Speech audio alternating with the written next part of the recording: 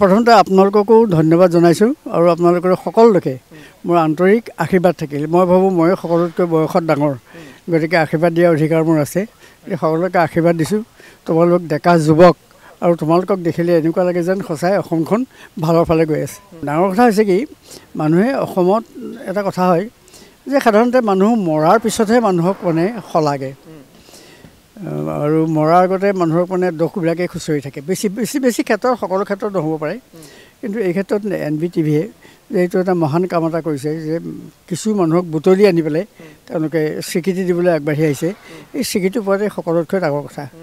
আৰু NBTV মাত্ৰ 2 বছৰ হৈছে। 2 বছৰ তেখেতসকলে যথেষ্ট চিন্তা কৰিছে, সমাজৰ কাৰণে ভাবিছে, আৰু এই কাৰণে মই তেখেতসকলৰ শলাগ মই ল'বই লাগিব। আৰু এনেকুৱা অনুষ্ঠান আমাক দৰকাৰ। আৰু মই আশা কৰিছোঁ যে NBTVয়ে নিশ্চয় বহু আগবাঢ়ি যাব, বহু ওপৰলৈ যাব, আৰু অকল অসমতে নহয় নৰ্থ ইষ্টতো তেখেতসকলে প্ৰভাৱ বিস্তাৰ কৰিব বুলি মই আশা এটা কৰিছোঁ। মানে এনেকুৱা ধৰণৰ কাম কৰাটো সঁচাই ভাল, কাৰণ অসমত বহুতো দোষ আছে, বহুতো লেকুনা আছে, গতিকে সেইখিনি বিচাৰিব লাগে। আৰু এটা কথা কি, নিৰ্ভীক হ'ব লাগে। সাধাৰণতে আজিকালি দেখা যায় যে মানুহৰ নিৰ্ভীকতা শব্দটো নাইকিয়া হ'ল, গতিকে মই নিৰ্ভীকভাৱে NBTVয়ে আগবাঢ়ি যোৱাটো মই একান্ত বিচাৰোঁ। অকল এই প্ৰভাৱ অকল অসমতে থাকিব নালাগে। মই ভাবোঁ যে উত্তৰ পূৰ্বাঞ্চলৰ কিছু প্ৰদেশত ওচৰ চুবুৰীয়া যিখিনিত পৰা যায়, সেইখিনিতো যদি তেখেতসকলে অকণমান আগবাঢ়ি যায়, তেওঁলোকে কোনো টিভিয়ে তেনেকৈ সেইটো দুঃসাহস কৰা নাই। সেইটো হ'লেও মই ভাল লাগিব, কিছু যদি আহে খবৰ সেইবিলাকৰ। প্ৰথমতে আপোনালোককো ধন্যবাদ জনাইছোঁ আৰু আপোনালোকৰ সকলোকে মোৰ আন্তৰিক আশীৰ্বাদ থাকিল। মই ভাবোঁ মই সকলোতকৈ বয়সত ডাঙৰ, গতিকে আশীৰ্বাদ দিয়াৰ অধিকাৰ মোৰ আছে। সকলোকে আশীৰ্বাদ দিছোঁ। তোমালোক ডেকা যুৱক আৰু তোমালোকক দেখিলে এনেকুৱা লাগে যেন সঁচাই অসমখন ভালৰ ফালে গৈ আছে। ডাঙৰ কথা হৈছে কি, মানুহে অসমত এটা কথা হয় যে সাধাৰণতে মানুহ মৰাৰ পিছতহে মানুহক মানে শলাগে আৰু মৰাৰ আগতে মানুহক মানে দোষবিলাকেই খুচৰি থাকে। বেছি ক্ষেত্ৰত সকলো ক্ষেত্ৰত নহ'ব পাৰে, কিন্তু এই ক্ষেত্ৰত NBTVয়ে যে এইটো এটা মহান কাম এটা কৰিছে যে কিছু মানুহক বুটলি আনি পেলাই তেওঁলোকে স্বীকৃতি দিবলৈ আগবাঢ়ি আহিছে। এই স্বীকৃতি পোৱাটোৱে সকলোতকৈ ডাঙৰ কথা।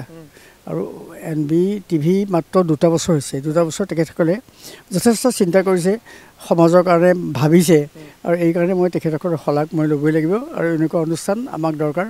আৰু মই আশা কৰিছোঁ যে NBTVয়ে নিশ্চয় বহু আগবাঢ়ি যাব, বহু ওপৰলৈ যাব, আৰু অকল অসমতে নহয় নৰ্থ ইষ্টতো তেখেতসকলে প্ৰভাৱ বিস্তাৰ কৰিব বুলি মই আশা এটা কৰিছোঁ।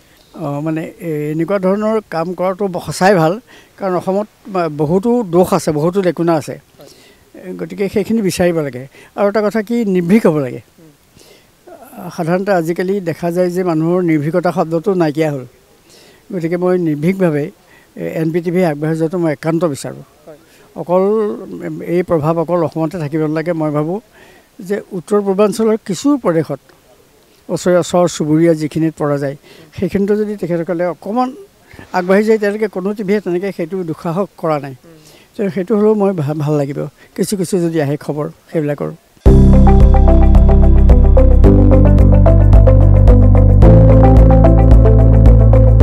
NB নিউজ, সহজ সৰল ভাষাত নৱভাৰতৰ কথা।